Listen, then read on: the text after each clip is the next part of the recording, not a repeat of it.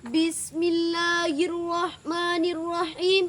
Assalamualaikum warahmatullahi wabarakatuh. Alhamdulillah. Alhamdulillahilladzi lahu ma fis samawati wa ma fil ard wa lahul hamdu fil akhirah wa huwal hakimul khabir. Asyhadu an la ilaha illallah wa asyhadu anna Muhammadan abduhu wa rasuluh la nabiyya ba'dah, amma ba'du.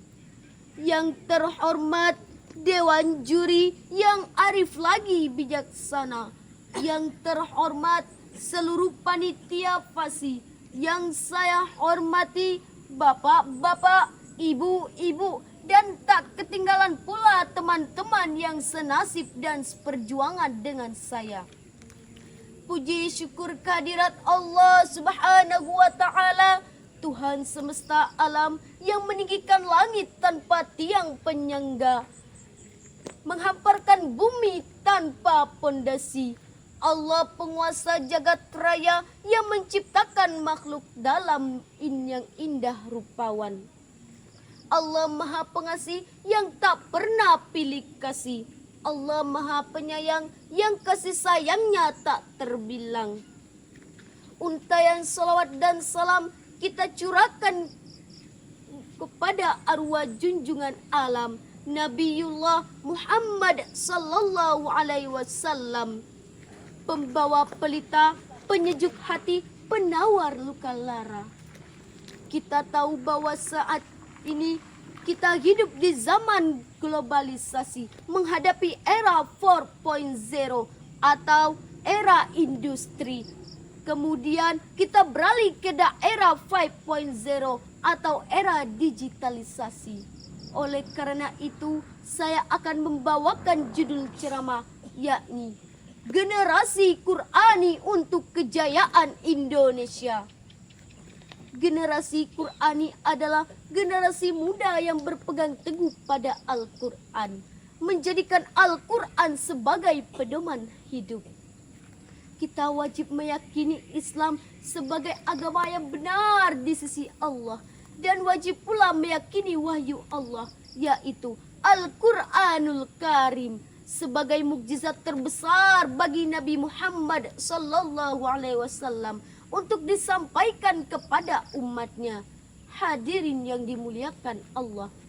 Lantas bagi generasi muda penerus Islam, is all the person, Al-Quran is the book of science, yang berarti Islam adalah bapaknya ilmu pengetahuan, dan ilmu pengetahuan adalah kitab-kitab suci Al-Quran.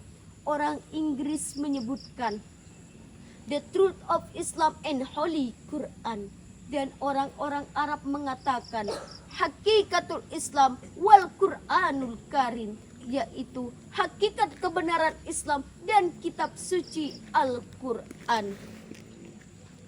Hadirin yang dimuliakan Allah, Gaston Carr berkata, Al-Quran adalah sumber Islam, berisi semua prinsip tentang peradaban modern. Faktanya ada saat ini. Kita harus percaya bahwa peradaban kita dibentuk atas prinsip pokok dari Al-Quran. Hadirin yang dimuliakan Allah, masa muda merupakan masa yang penuh dengan harapan, penuh dengan cita-cita, penuh romantika kehidupan yang sangat indah. Keindahan masa muda dihiasi dengan bentuk fisik masih kuat, perjalanan masih cepat, pendengaran masih akurat, pikiran pun masih kuat. Sebab terbukti sejak dahulu kala hingga saat ini, sesuai dengan fitrahnya menjadi tulang punggung suatu negara, penerus estafet berjuang terhadap bangsa. Sebagaimana Syekh Al-Mustafa Al-Ghazani, seorang punjangga Mesir, berkata, sesungguhnya pada tangan pemudalah terdapat urusan umat, dan pada kaki-kaki merekalah terdapat kehidupan umat. Sebagaimana landasan Al-Quran surah An-Nisa ayat 9. A'udzu billahi minasy syaithanir rajim.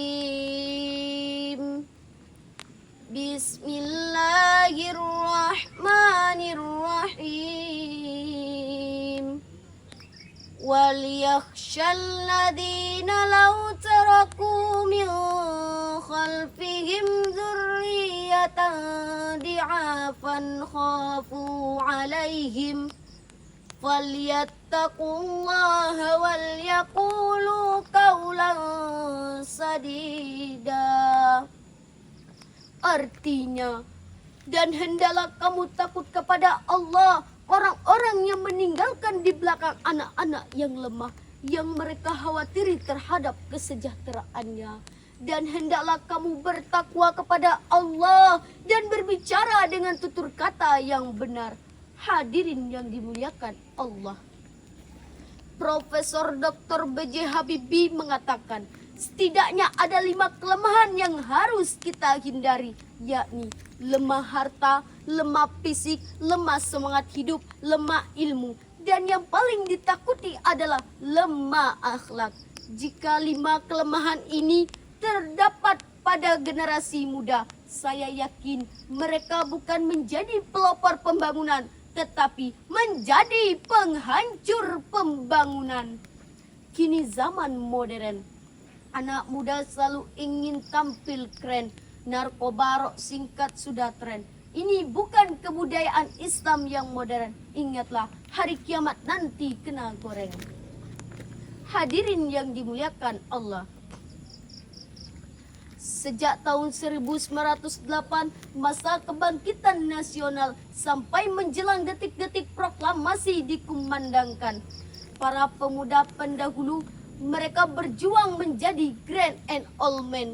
Istilah Bung Karno menjadi Stuttgeber, bahkan menjadi the founding father, pendiri pergerakan yang mampu merebut kemerdekaan. Sejarah tersebut mengajarkan kepada kita agar memiliki rasa semangat juang yang tinggi serta tanggung jawab yang penuh terhadap kelangsungan nusa bangsa dan agama. Hadirin yang dimuliakan Allah, the young today is the leader tomorrow. Pemuda hari ini adalah jago-jagonya pemimpin di masa yang akan datang. Sebab insan yang pemalas tidak akan merasa manisnya madu, melainkan akan tenggelam dalam pahitnya empedu. No a gift with a pine. Tiada perjuangan tanpa pengorbanan. Namun sayang seribu sayang, para pemuda lebih senang bergoyang-goyang, baik buka FB, baca koran, ketimbang membaca ayat-ayat suci Al-Quran. Lebih senang berpoya-poya ketimbang menegakkan agama Allah. Kalau sudah begini, bagaimana masa depan agama Islam nanti? Hadirin yang dimuliakan Allah, sekarang kita sudah terjajah secara teknologi. Ditambah lagi racun yang tinggi membunuh jati diri. Generasi muda saat ini, HP sudah tak terkontrol lagi. Narkoba semakin menjadi virus corona, teguran dari ilahi. Tapi kita tak sadarkan diri. Kalau generasi muda sudah ternodai, apa jadinya negara Indonesia nanti? Na'udzubillahi min zalik. Satu-satunya jalan untuk kembali meraih kejayaan Indonesia adalah membangun generasi muda yang Qur'ani. Dari pidato ini dapatlah saya simpulkan. 1. Untuk membangun negara yang kuat, harus membangun generasi yang tangguh di segala bidang, terutama imta, ilmu, iman, amal, ketakwaan, dan iftek, ilmu pengetahuan dan teknologi. 2. Untuk mencapai Indonesia jaya, maka bangunlah generasi muda yang Qur'ani. Demikianlah yang dapat saya sampaikan. Mohon maaf atas segala kekurangan. Saya akhiri dengan sebuah pantun. Kalau Anda pergi ke Gang Pemuda, jangan lupa membeli pewangi. Kalau Anda ingin Indonesia jaya, maka bangunlah generasi muda yang Qur'ani. Wabillahi taufik wa hidayah. Wassalamualaikum warahmatullahi